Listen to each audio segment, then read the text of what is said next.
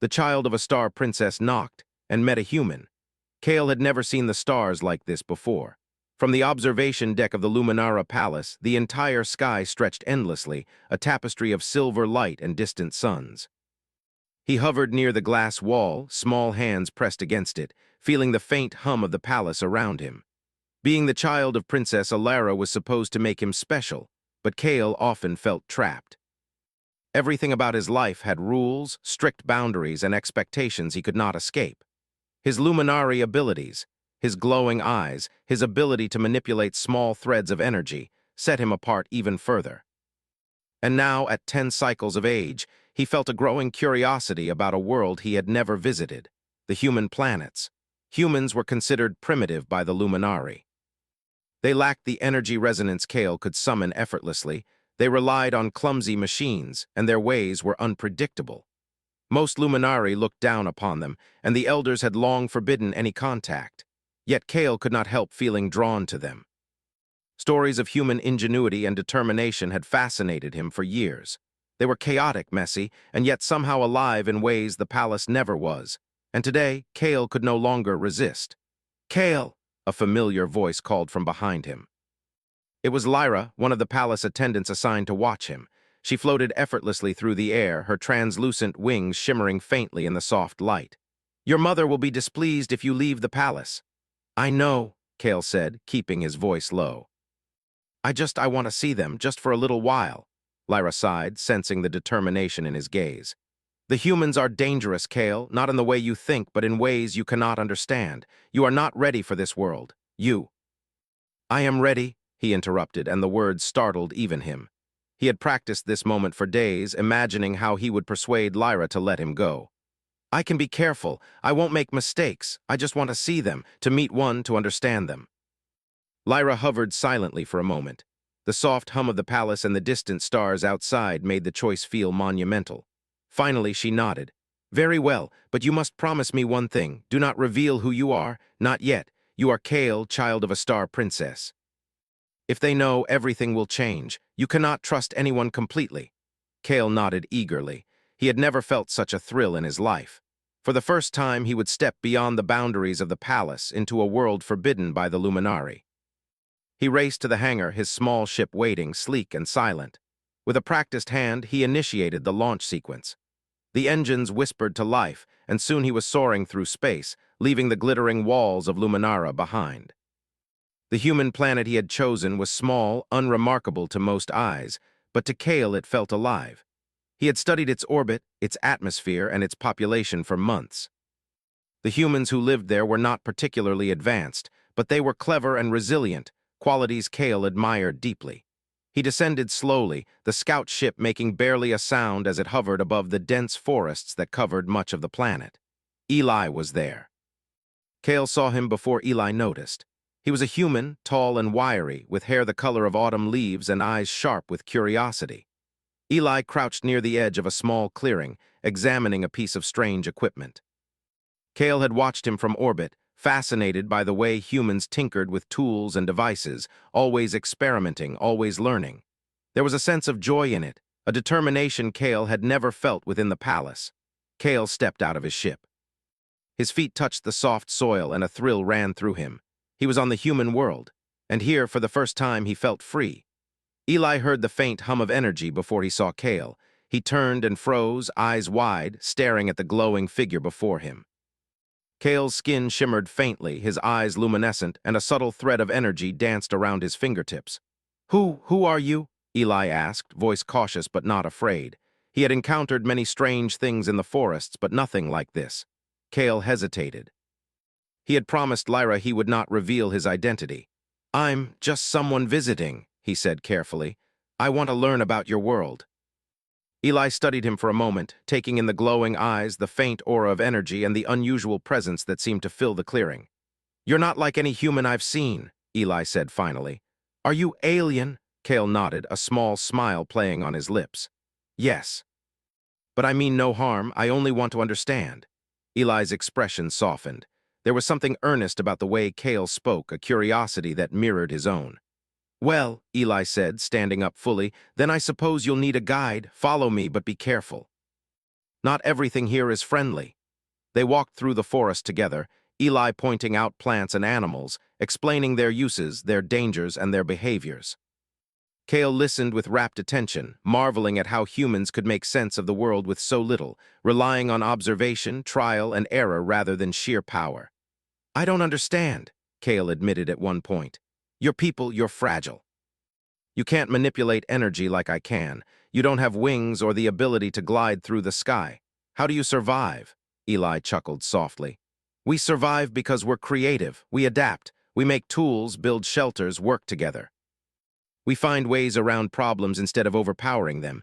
Maybe we're not the strongest, but we're clever. That's what keeps us alive." Kale's eyes glowed a little brighter. He had read about human ingenuity, studied reports, and analyzed data, but seeing it in action was different.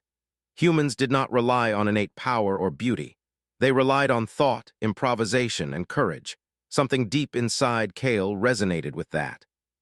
As they moved deeper into the forest, Kale began to show Eli small tricks he had learned from the Luminari. A faint glow of energy could illuminate the darkest corners, and delicate threads of power could move objects without touching them. Eli's eyes widened, not with fear but with fascination. "You're incredible," he said. "If humans had that kind of ability, we'd probably still find new ways to do even more." Kale laughed, the sound light and pure. He had never laughed like this before, not in the structured halls of the palace. "I want to learn from you," he said honestly. "I want to see how humans think, how you survive and create. I feel like there's something here I've never had before." Hours passed as they explored together. Kale found himself asking questions, observing small details, and learning quickly. For the first time, he felt he was not just a child of a star princess, but a being with potential to grow in ways the palace had never allowed. As night fell, the forest glowed with bioluminescent plants. Kale and Eli sat on a rock, sharing stories about their worlds. Kale spoke in riddles about the Luminari, careful not to give too much away. Eli shared tales of human triumphs, of explorers reaching impossible places, inventors creating amazing machines, and communities working together to survive harsh worlds. "I think humans are brave," Kale said quietly, watching Eli's face in the soft light. "Not just physically, but in spirit. You take risks, you try things even when they might fail. That is rare." Eli smiled, looking at Kale with warmth. "And you," he said, "you're curious enough to leave a palace and come here. That takes courage, too. Maybe more than anything I've done." Kale felt a strange warmth inside, a sense of belonging he had never known in the grand palace halls. For the first time, he did not feel like a child bound by rules. He felt like a friend, a learner, someone discovering a world that was his to explore. "I have to go back before someone notices," Kale said eventually, rising reluctantly. "But will you meet me again?" Eli nodded firmly. "Yes. And next time, I'll show you something even more amazing about humans." Kale returned to his ship, his heart racing. The stars of the human planet shimmered below, and he realized that a small spark of adventure had ignited within him. The palace, with its rules, its silence, and its expectation, could wait. For now, he had found something extraordinary. A friend, a world of endless curiosity, and a glimpse of what it meant to truly live. As the ship lifted off, Kale looked back at the forest, at Eli standing there in the soft glow, and smiled. For the first time in his life, he felt like the child of a star princess, yes, but also like a child of something larger, something unknown and thrilling. Something human. Kale could not stop thinking about Eli.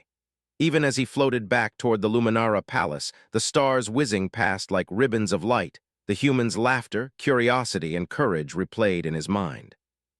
The palace felt different now, smaller somehow, as though he had glimpsed a world far larger than the one the elders had kept him in. He landed quietly in the hangar, making sure no attendants were watching. Lyra floated over almost immediately. "Kale," she said, her voice soft but firm, "you returned. Did you learn anything?" Kale nodded, a spark of excitement in his eyes. "I did. Humans, they are clever. They think differently than us. They survive not because of power, but because of imagination. I want to learn more. Please, Lyra, let me go back. I promise I will be careful." Lyra looked at him, reading the determination in his eyes. She knew arguments would not work against him now. "You have until the next cycle of the moon," she said finally. "Then you must return for your mother's lessons, but be cautious, Kale. Humans are unpredictable." Kale's heart leapt. Thank you, Lyra. I will be careful, I promise. As soon as Lyra left, Kale began preparing his scout ship. He had observed Eli's home, a small workshop on the edge of the forest, and he could not wait to explore it further. Unlike the palace, which was polished, orderly, and rigid, Eli's world smelled of oil, earth, and creativity. Every tool, every object had a purpose, even if it looked chaotic. Kale found this fascinating. When Kale arrived at the workshop, Eli was waiting, leaning over a curious machine that clicked and hummed. He looked up and grinned. "Back so soon? I thought you might be afraid." Kale floated down, careful to make no sound. "I am not afraid. I want to learn. Will you teach me more about your world?" Eli nodded. "Of course, but you'll have to work hard. Humans don't give up easily, and you'll need to understand why we do what we do. You'll see it's not about power, it's about thinking." For the next several hours, Kale followed Eli around the workshop.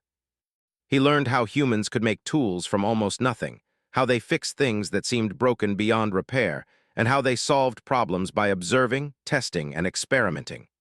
Kale's mind whirled with the differences between his world and Eli's.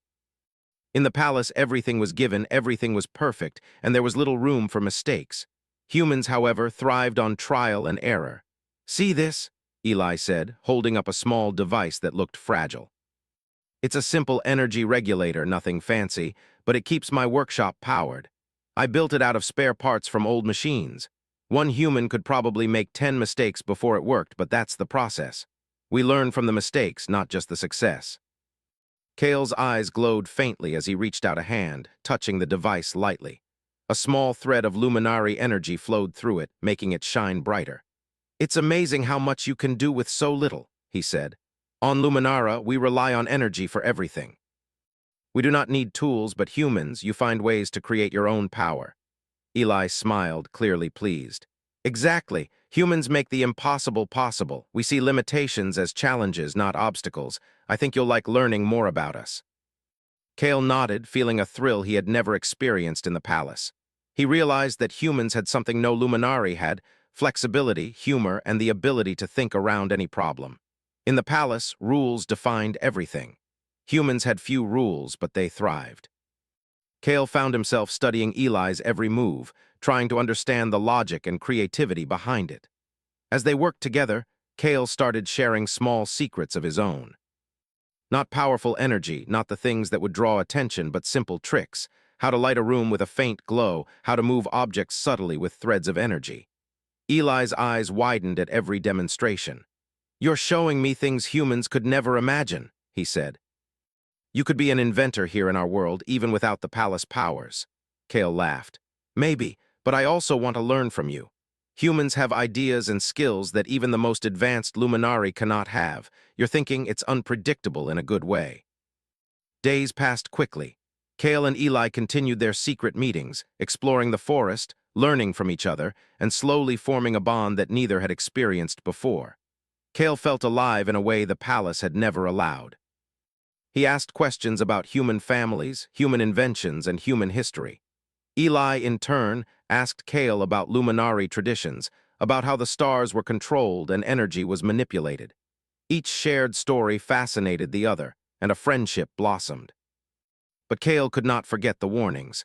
The Luminari elders were watching, even if they did not know exactly where he had gone. And humans, for all their cleverness, had enemies.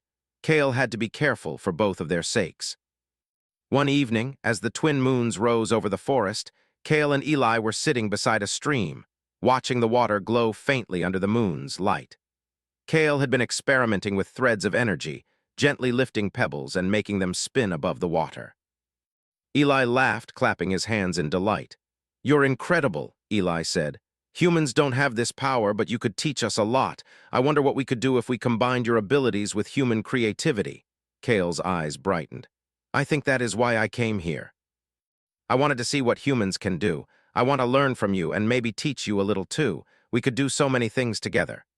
Eli nodded, clearly thinking about it. "We could invent new tools, solve problems, even explore worlds humans have never reached.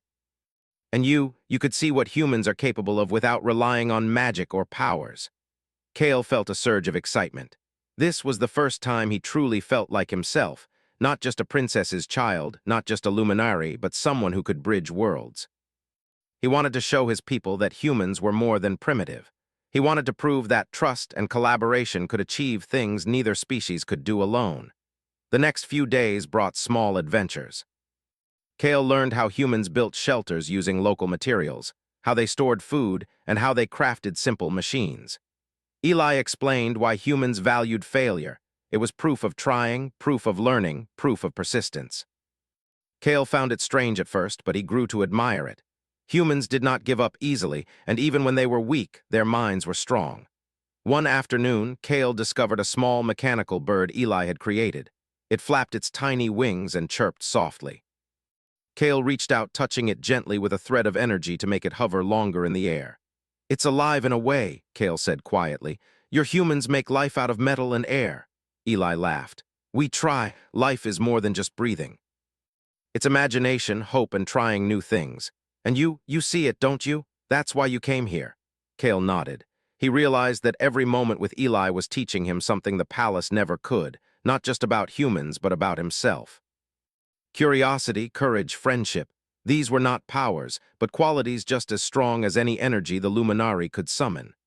As they walked back toward Eli's workshop that evening, Kale heard a faint hum in the air.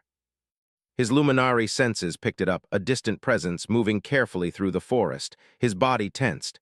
"Eli, something is out there. I think someone is watching." Eli glanced around, his face calm but alert. "Could be an animal, could be something else. We'll be careful." Kale's heart beat faster. He did not want this to end, not now. He could not imagine returning to the palace without sharing everything he had learned.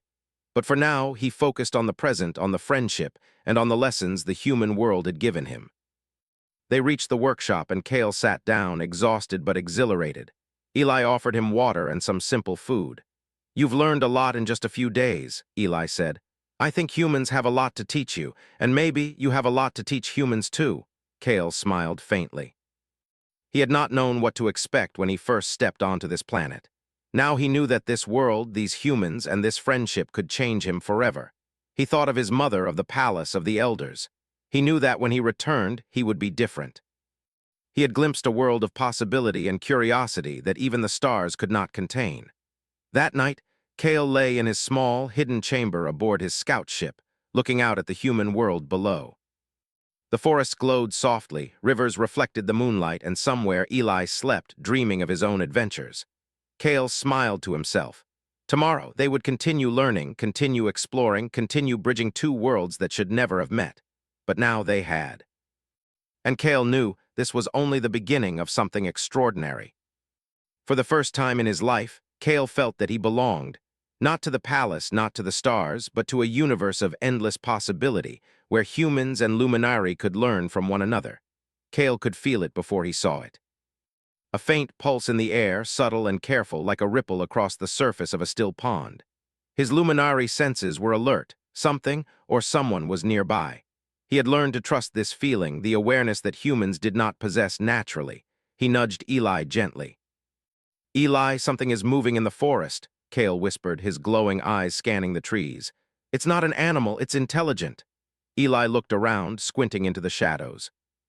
"Could be scouts from the nearby human colonies," he suggested, though his voice had a hint of uncertainty. Humans often patrolled forests for rare resources or animals, but Eli had learned over time that the world still held surprises. Kale shook his head. "No, it's not human. It's something else. Someone is tracking me." Eli straightened. "Tracking you? Why?" Kale hesitated, thinking carefully. He could not tell Eli everything. Not yet. Not about the palace, not about the elders, but he needed to warn him. "I am different. If anyone from my world finds me here, they might take me away. You have to be careful." Eli's eyes narrowed. "Then we'll be careful, but don't worry, I've faced worse than curious eyes."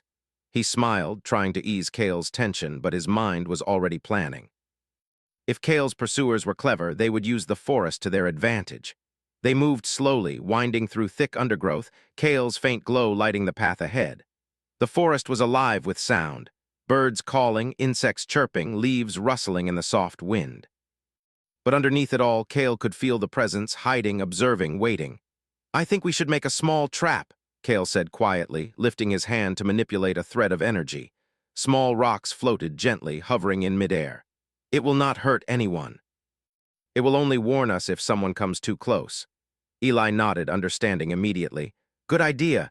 Humans use alarms too, sometimes just simple ones, but yours is more elegant. Kale smiled faintly. It's not meant to harm, only to protect.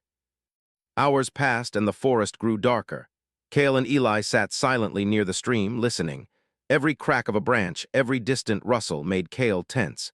His training had taught him patience, observation, and timing. Eli watched him with admiration. Despite being a human, Eli realized he could not have done what Kale did, detect subtle movements, anticipate danger before it arrived. Suddenly, the trap activated. A soft shimmer of energy lit up across the clearing like a gentle net stretching between the trees. Kale's senses flared. Something or someone was moving closer. "They're here," Kale whispered. Eli leaned down, picking up a small stone from the ground. "Then let's see what they want." He moved with careful steps, blending into the shadows, while Kale hovered slightly above the ground, glowing softly but not enough to reveal his exact position. A shadow emerged from the trees, a figure moving quickly, carefully, but with intent. Kale could sense it immediately. It was a scout from the Luminara Palace, a Luminari, not a rogue human, not an animal, but one of Kale's own people sent to retrieve him. Kale's heart raced. He had hoped to avoid this, but he had known the risk. "We need to be smart," he murmured. Eli nodded. "We'll outthink them. Humans do that all the time. We adapt." Kale took a deep breath and extended a thread of energy toward the scout. It moved like a gentle wave, shifting shadows, creating illusions that hid him and Eli. The scout paused, confused, scanning the forest. "They are good," Kale whispered. "But humans are clever too." Eli grinned. "Then let's be clever together." For the next hour, Kale and Eli worked in perfect synchronization. Kale used his energy to create decoys, make leaves rustle as if someone passed by, and lift small objects to distract the scout. Eli used his knowledge of the terrain, creating small traps that made false noises, moving in patterns that made them seem like multiple people. The scout, despite being highly trained, was thrown off. Every time he thought he was getting closer, a new illusion appeared, a sound in the wrong place, a shadow that moved without form. Kale and Eli could hear him muttering in frustration, unsure where Kale had gone.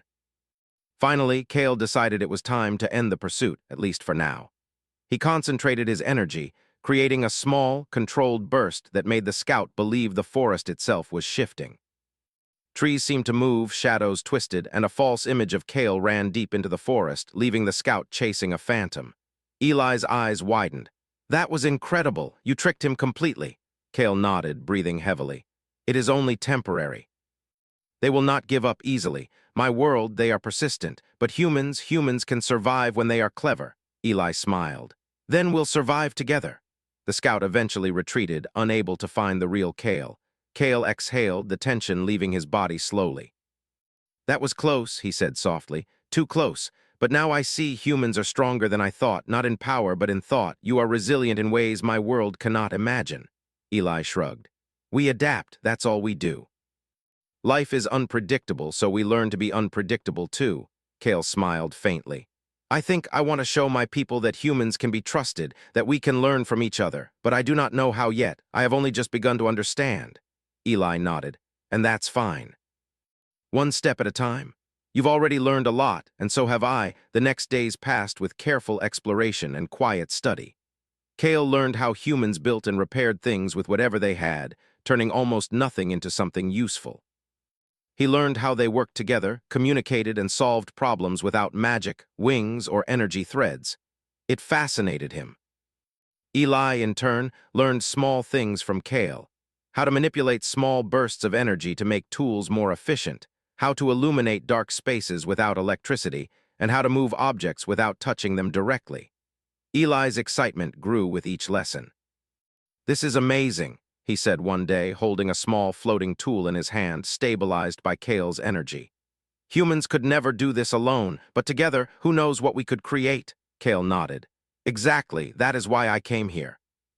I wanted to learn from humans, and perhaps show my people that collaboration is possible." But Kale also began to sense the dangers growing. The Luminari were not idle. The palace had noticed his absence and had begun sending more scouts. Some were sent to watch, others to bring him back. Kale knew it was only a matter of time before they discovered his secret meetings with Eli. One evening, Kale and Eli were sitting by a cliff overlooking a valley. The sun was setting, casting golden light over the forest below. Kale's glow reflected softly in the waters of a distant river. "Do you think they will come for you?" Eli asked carefully. Kale's eyes dimmed slightly. "Yes, my people, they do not understand why I am here. They think humans are dangerous. Some might try to capture me to bring me back. I do not know what will happen when they find me with you." Eli put a hand on Kale's shoulder. "Then we prepare. Humans face dangers all the time. We find ways to survive, to protect each other, and to adapt. That's what makes us strong." Kale smiled faintly, feeling warmth from Eli's confidence. "You make me believe it is possible, that humans, they are more than what my world thinks. You are clever, courageous, and creative. I admire that." Eli laughed softly. "And you have powers and skills that humans could only dream of. But you see our strengths too. That's why we make a good team." As night fell, Kale felt a strange mixture of fear and hope. The forest seemed peaceful, but he knew it would not stay quiet forever. Scouts from his world would come, and when they did, he and Eli would need every ounce of cleverness and courage they could summon. The following day, Kale taught Eli to observe without being seen, to notice subtle patterns in the environment, and to anticipate movement. Eli's natural human curiosity made him a quick learner. He adapted the techniques Kale taught him in creative ways Kale had not expected. Together, they built small devices that used threads of energy to alert them to movement, allowing them to avoid detection entirely. Kale realized something important. Humans were not only clever, they were adaptable in ways the Luminari could not match. They learned from mistakes, from the environment, and from each other. In comparison, the palace had relied on perfection and control.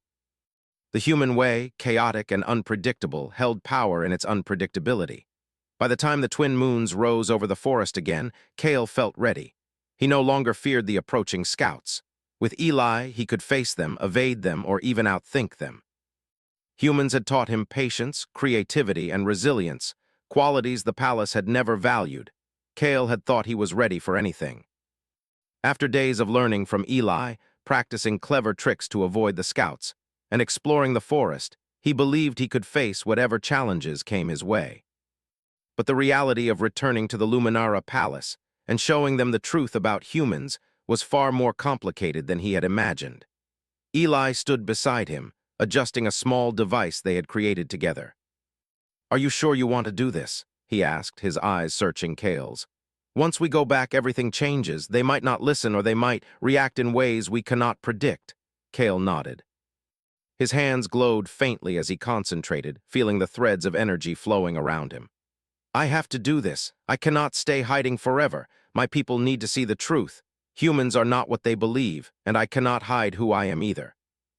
If I do not show them now, nothing will change." Eli took a deep breath. "Then let's make a plan. We'll combine your abilities with human cleverness. Together, we can make sure it works." Kale smiled faintly. It was strange to feel such trust for a human, yet he knew Eli's ingenuity matched his own careful planning. They moved quietly through the forest toward the hidden landing site, their devices ready to alert them to movement. The forest seemed calm, but Kale's senses were alert. Every shadow, every rustle of leaves was a signal. When they arrived at Kale's scout ship, the distant hum of Luminara's energy field was faint but detectable. Kale's heart quickened.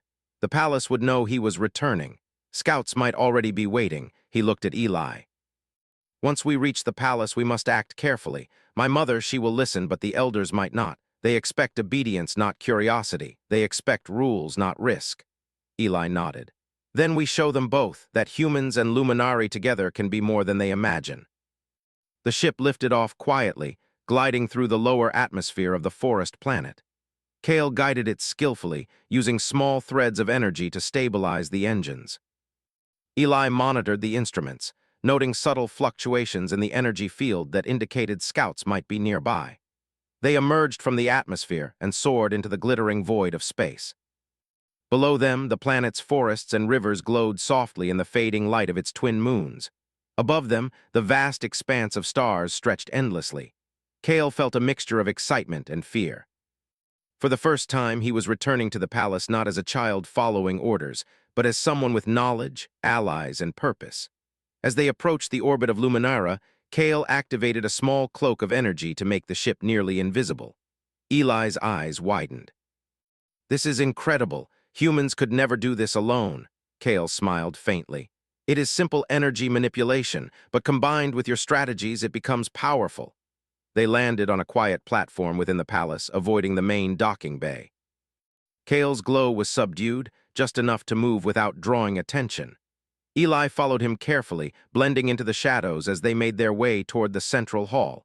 Inside the palace, the atmosphere was tense. Alara had noticed Kale's absence immediately, and the elders had begun discussions about his return. They debated, their voices soft but sharp, about the risks of human influence, the dangers of disobedience, and the implications of Kale's secret ventures. Kale stepped into the hall, his glow brightening slightly. The elders turned, their expressions a mix of surprise, anger, and curiosity. Alara's eyes softened when she saw him. "Kale," she said gently, "you should not have gone." Kale stepped forward, his voice calm but firm. "Mother, I had to. I needed to see the humans. I needed to understand them. They are not what you think. They are clever, brave, and resilient. I have learned things you cannot imagine." An elder stepped forward, frowning. "Child of the princess, your curiosity has put you at risk. Humans are unpredictable. They cannot be trusted. You should have remained in the palace." Kale's eyes glowed brighter. "I know the risks, but I have proof now. I have seen what humans can do, how they think, and how they survive. They are resourceful, intelligent, and creative. I have learned from them, and I want to show you that humans can be allies, not threats." Eli stepped forward cautiously, revealing himself to the Luminari. The elders gasped. A human bold enough to enter the palace and speak to them directly stood before them. Eli's hands were steady, his eyes confident. "I am Eli," he said. "I am a human and I have worked with Kale. Together we have learned from each other. Humans are capable of more than you realize." The elders whispered among themselves, shocked. Humans were rare in their halls and direct contact was forbidden. Kale could sense their disbelief. "I know this is difficult to accept," Kale said. "But I ask you to see what I have learned, not just with my eyes, but with your minds. Humans solve problems differently than us. They adapt, they improvise, they think in ways we cannot predict. That is their strength." One elder, tall and stern, stepped forward.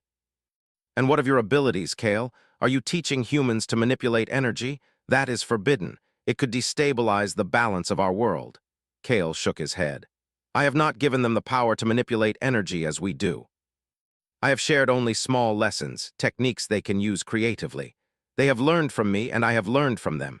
Together, we can achieve more than either of our worlds could alone." The elders murmured, unsure how to respond. Alara stepped closer to Kale, her eyes filled with pride. "Kale, you have grown beyond what I imagined. You have seen the value in a world I have never experienced, but convincing the others will not be easy." Kale nodded. "Then let me show them. Let me demonstrate what humans and Luminari can do together." Alara hesitated for a moment, then turned to the elders. "Very well," she said. "We will allow a demonstration, but it must be controlled. Kale, lead the way." Kale and Eli moved to a spacious chamber, carefully chosen to avoid damage to the palace. Kale used his energy to lift small objects, creating delicate patterns in the air, while Eli adjusted tools and devices to interact with the energy threads. Together, they created a display that was both practical and beautiful. Machines that worked more efficiently because of Kale's subtle guidance, human ingenuity combined with Luminari energy. The elders watched in astonishment. They had never seen humans work so seamlessly with Luminari abilities. Every movement was precise yet creative, predictable yet inventive. They realized that humans were not weak or primitive. They were adaptable, clever, and capable of extraordinary achievements when guided carefully. One elder, the same stern figure, spoke again. This is remarkable. I did not believe humans could do this. Yet they have learned from a Luminari child, and together you have achieved something beyond our expectations." Kale felt a surge of pride. "This is only the beginning," he said. "Humans have potential that we have underestimated.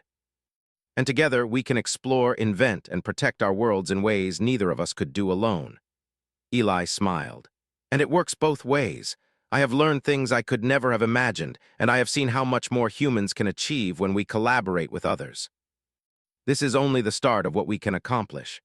Alara stepped forward, placing a hand on Kale's shoulder. "You have done something extraordinary, Kale. You have shown us that trust, curiosity, and collaboration can achieve what rules and tradition cannot. Humans are not our enemies, they are partners. The elders, though still cautious, nodded. They began to see the truth in Kale's words. The palace, once rigid and unyielding, could now consider a new path, one where humans and Luminari worked together, learning from each other, sharing knowledge, and facing the universe united rather than divided. Kale's heart swelled with hope. He had risked everything, leaving the palace and meeting a human, and now that risk had begun to pay off.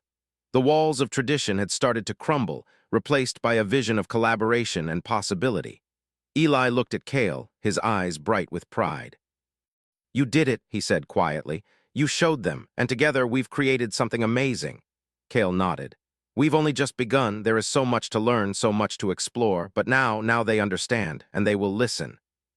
For the first time, Kale felt fully confident in himself. He was no longer just a child of a star princess. He was a bridge between worlds, a symbol of what could happen when courage, curiosity, and collaboration came together. And he knew that with humans and Luminari working together, nothing was impossible. As the palace lights dimmed for the night, Kale and Eli stood side by side, looking out at the stars. The universe stretched endlessly before them, full of mysteries, adventures, and opportunities. And for the first time, Kale felt that the impossible was within reach. Tomorrow, they would begin planning missions, learning projects, and explorations that neither humans nor Luminari could have imagined alone. The rogue faction of scouts would be dealt with carefully, using creativity rather than confrontation. Together, they would change the way both worlds thought about each other. Kale glanced at Eli and smiled. "Are you ready for the next step?" he asked. Eli grinned. "Always. Let's see what humans and Luminari can really do." The Star Princess did not arrive with thunder, fire, or light. Her presence was quiet, almost careful, as if even she understood that this place did not respond well to displays of power. The way station remained exactly as it always had, floating in the endless dark, its lights warm instead of bright, its structure simple instead of grand. Oraline stood near the doorway, her hands folded in front of her, her heart beating faster than she wanted to admit. She had spoken with her mother many times across vast distances, but never like this. Never face to face. Never after learning that everything she had been taught was incomplete. Elias stood beside her holding 2 cups. He handed one to Oraline without looking at her, as if he already knew she would need it. She accepted it silently. When the Star Princess stepped inside, she paused. She had crossed dying galaxies, commanded stars to bend their paths, and spoken laws into existence. Yet here she hesitated at the threshold of a human structure no larger than a small palace room. Elias looked up and smiled gently. "Welcome," he said. "You can come in, there's plenty of space." No bow, no fear, no challenge, just an invitation. The Star Princess studied him. Her senses told her he was fragile, short-lived, limited, and yet something else pressed against her awareness, an oldness not in him but in what surrounded him. The way station carried weight not of power but of time shared willingly. She stepped inside. Oraline watched her mother's expression change as she took in the room. There were no banners, no symbols of rank, only shelves filled with objects from many worlds, some broken, some carefully repaired. There were chairs meant for comfort, not authority. There was a window showing the stars, unchanged and unclaimed. "You are the human," the Star Princess said. "I am," Elias replied, "and you must be her mother." The Star Princess nodded once. "You speak to me as an equal." Elias considered this. "I speak to you as a guest."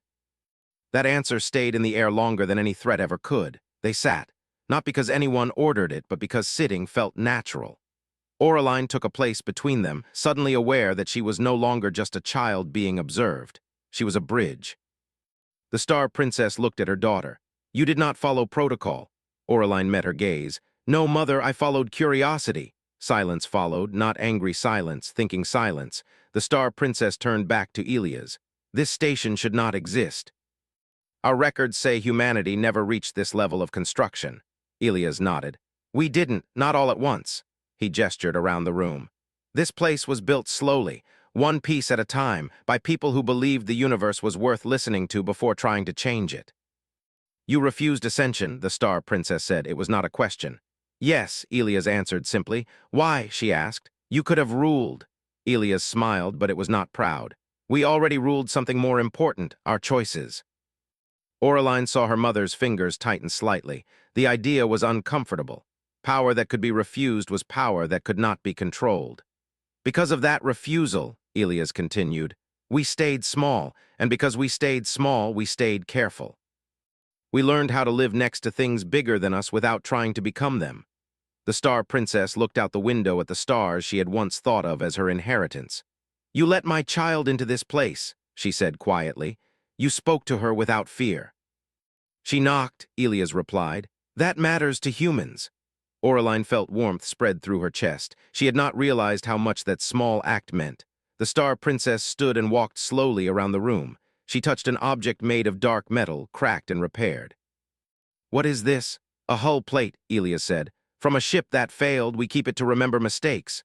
You honor failure, we learn from it, he answered. The Star Princess stopped walking. For the first time in her long existence, she felt something unfamiliar, not anger. Not curiosity, uncertainty. Her civilization had never allowed mistakes to be remembered. They erased them, corrected history, smoothed the past until it showed only success. And yet, standing here, she felt how thin that perfection was. You have no defenses, she said. No, Elias agreed, and yet you are not afraid. Elias looked at Oraline, then back at the Star Princess. Fear is useful, but it's not supposed to be in charge. The Star Princess returned to her seat slowly. You understand, she said to her daughter. Oraline nodded. They are strong in a way we never measured. The Star Princess closed her eyes. For a long moment nothing happened, no decree, no judgment. Then she opened them. Our court expected submission, she said. They will not receive it. Elias tilted his head. They don't have to. That answer surprised Oraline most of all. The Star Princess laughed softly. It was a sound few had ever heard. You do not demand peace. You simply behave as if conflict is unnecessary. We've learned, Elias said, that demanding things makes others forget they have a choice. The Star Princess looked at her daughter again. What do you choose? Oraline stood. She was still small compared to both of them, still learning, still unsure. But for the first time, the path ahead did not feel written for her. I choose to learn, she said, not as a ruler, not as an heir, but as someone who listens. The Star Princess felt something loosen inside her chest. She had shaped stars, but she had never shaped a future like this. Then you will go, she said, not as my successor, but as my messenger. Oraline's eyes widened. You will walk between worlds, her mother continued. You will knock before entering. You will sit before commanding, and you will remind our kind that existence is not a throne. Elias smiled. The Star Princess stood and faced him. Human. Yes, we will not claim this station. Elias nodded. Thank you. And, she added, we will not forget you. He raised his cup slightly. That's more than enough. When the Star Princess left, there was no dramatic exit, no flash of power, just a quiet departure like someone stepping out of a room after learning something important. Oraline remained. She looked at Elias. Will you still be here? For a while, he said. Humans are good at staying longer than expected, she smiled. Then I will return. The way station drifted on, unchanged, waiting. Somewhere far away, in courts made of light and pride, stories would begin to shift, slowly. Carefully, and somewhere in the dark, another traveler would one day see a simple structure between stars and feel the strange urge to knock. And when they did, a human voice would answer. Not with power, but with welcome.